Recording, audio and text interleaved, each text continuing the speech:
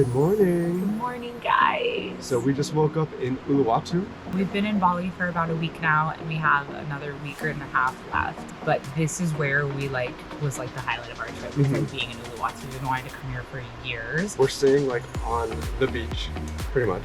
No, literally on the beach. Look at it. And so today we're gonna go tide pooling, low tide. Yeah, we've been doing these walks every morning, and we've realized how unique the biodiversity is here in the tide pools. And obviously everybody loves tide pooling. You don't have to snorkel or swim to do it. People can take their kids tide pooling, and we have a ton of tide pools right here.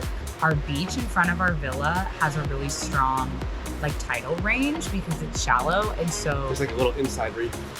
But right now is the perfect time, so we thought we'd take you. I also wanted to say that one of the reasons why we were let's talk to some people about what biodiversity is in the tidal zones in Bali is because we couldn't find anything online. The first day we went tide pooling and we were like, what is all this stuff? This is so amazing. We couldn't find it. But our Airbnb had this book called Diving in Bali, and it has a lot of good stuff about what flora and fauna are found here. So let's do it. Let's do it.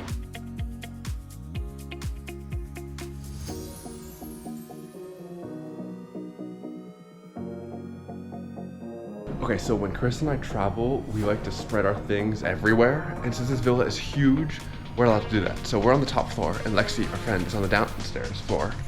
This is our bedroom side and bathroom, and then on that side is where we keep all our things.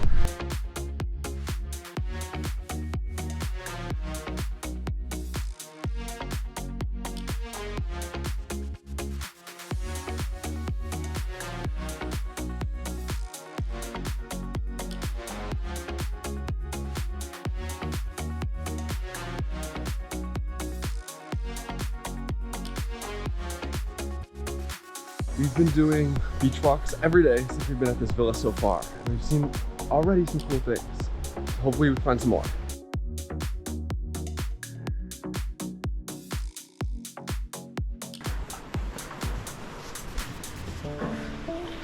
Alex is looking for a lizard. These tracks, look at these. These are water monitor tracks.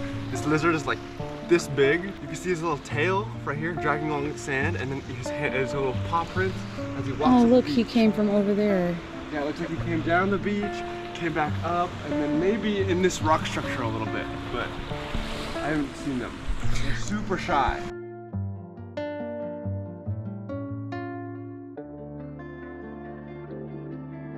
Okay, here it is again. Okay, I put this on my Instagram story. Follow me. And my friend, who's a marine biologist who has most of her training in the Pacific Northwest, said this was papale, and it doesn't necessarily mean that it's bleaching, but yeah, this is confusing. Would love to know in the comments what you guys think is going on here. We've got a brittle star. There's so much rubbish in the ocean here. It's crazy. Here, get it out without disrupting anything, yeah? Giant piece of fiberglass.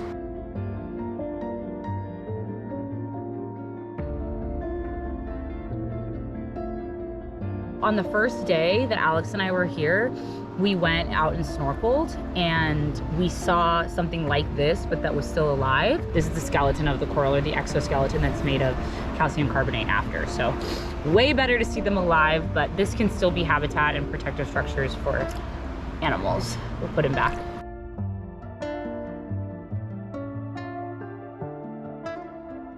My foot almost got pinched by a little crab.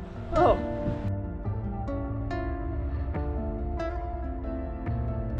Okay, so we were here the other day at this exact spot. The tide was a little lower, but there were still little tide pools. And we saw a squid. Yeah, a cute little octopus. It was this big. Yeah, 3-4 inches maybe, hanging on some algae, just doing his thing. He was so cute. The way he was oriented, I also thought he was a squid because of his mantle, but we were like, oh wait, this is an octopus. We could tell from the number of legs.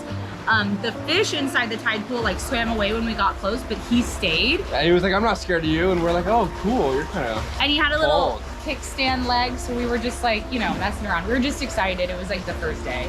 We get back and we look at that book that I had at the beginning of this video, and it's a blue ringed octopus. For those of you that don't know what that is, it's extremely poisonous. We looked it up and it says it has enough in its body to kill 26 humans in a matter of minutes.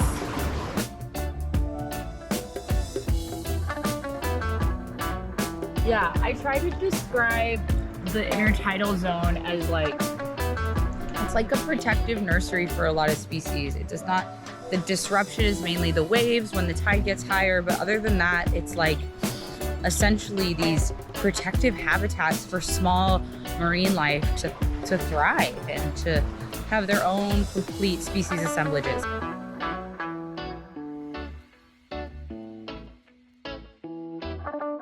All you have to do is look closely and there's a whole life and ecosystem and habitat right in front of you.